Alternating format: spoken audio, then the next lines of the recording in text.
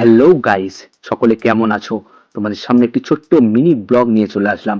আর এই ব্লগে আমরা কোথায় গিয়েছিলাম, কেন গিয়েছিলাম, সমস্ত কিছুই তোমাদের সামনে আজকে তুলে ধরবো। তো চলো শুরু থেকে শুরু করা যাক। প্রথমেই আমরা চলে গিয়েছিলাম নেতাজি ইন্ডোর স্টেডিয়াম কলকাতাতে, এবং এখানে image craft photo video expo একটা শো ছিল, এবং সেই শোতে আমরা অ্যামোস প্রোডাকশনের পক্ষ থেকে আমি এবং মুস্তাকিম কিন্তু ওখানে হাজির হয়ে গিয়েছিলাম।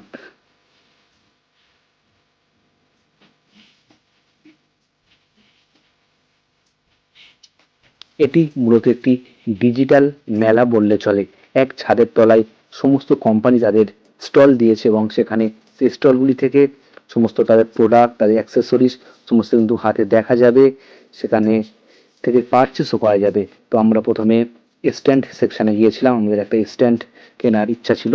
তো প্রথমে মোস্তাকিম গিয়ে স্ট্যান্ডগুলো দেখছিল, তাদের প্রাইসগুলো দেখলো, স্ট্যান্ডগুলো কোনটা কেমন কাজ করে সেগুলো দেখছিল, এবং তারপরে ভাবলাম পুরো মেলাটা আগে কিন্তু ঘুরে নেওয়া যাক, তারপরে আমরা কিছু কেনার হলে কিন্তু কিছু কিনবো।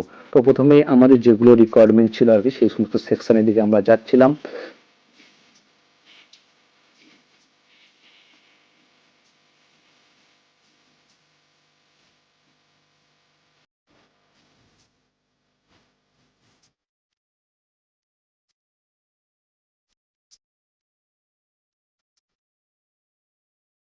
এখানে একটি স্টল ওনারের সঙ্গে মোস্তাকিম কথা বলছিল একটা প্রোডাক্ট নিয়ে।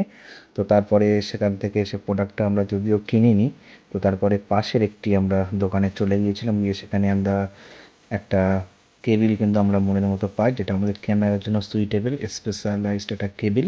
তো সেটা সেখানে পেয়ে গিয়েছিলাম, এবং প্রাইসটা একটু কম ছিল, তাই সেখান থেকে আমরা দুখানা ওয়ান পেয়ার আর কি কেবিল আমরা ওখান থেকে কিনে নিই। এবং তারপরে ভাবলাম পুরো মেলাটা একবার ঘোরা যাক, এবং আমরা ফটোগ্রাফি সেকশানে গেলাম, ভিডিও সেকশানে গেলাম, এবং পুরোটা ঘুরে দেখার পরে যেটা লক্ষ্য করলাম, প্রত্যেকটা ক্যামেরা কোম্পানি ক্যানন থেকে শুরু করে তারা কিন্তু তাদের স্টলে কিন্তু একটা করে মডেল কিন্তু রেখে দিয়েছে, এবং তাদের যে প্রোডাক্ট আছে, ক্যামেরা আছে, সেখান থেকে ক্যামেরা কিন্তু ভিজিটররা ছবি তুলতে পারবে, ছবি তুলে ক্যামেরা কিন্তু কোয়ালিটি চেক করতে পারবে।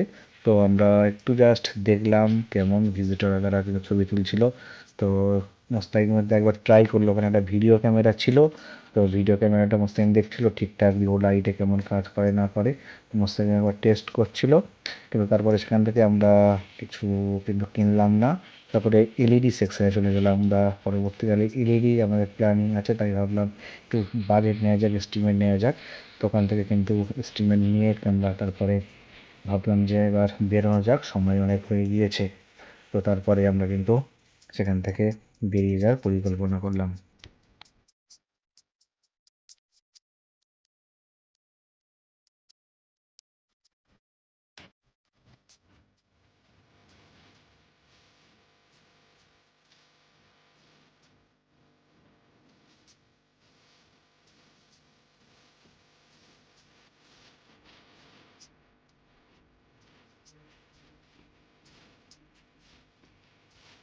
এক্সপোতে কেমন লাগছে? আর এক্সপোতে এক্সপোতে আসলে অনেক টাকা নিয়ে আসতে হবে।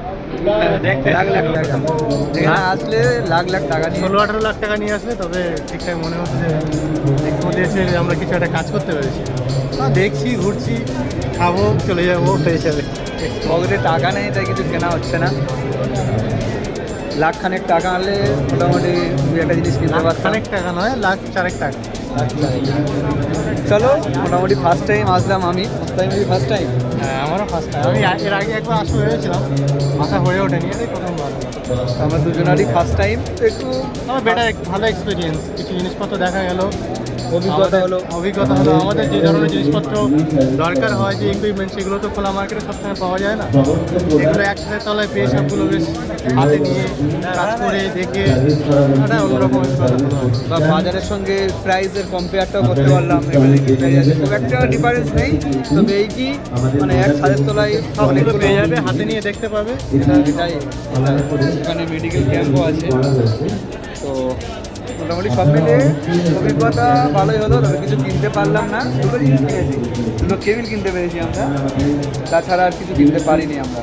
এখন এখন চাঁদনিতে যাবো, গিয়ে আরো জিনিসপত্র কিছু দেখবো, দেখা যাক। চলো তো চলো।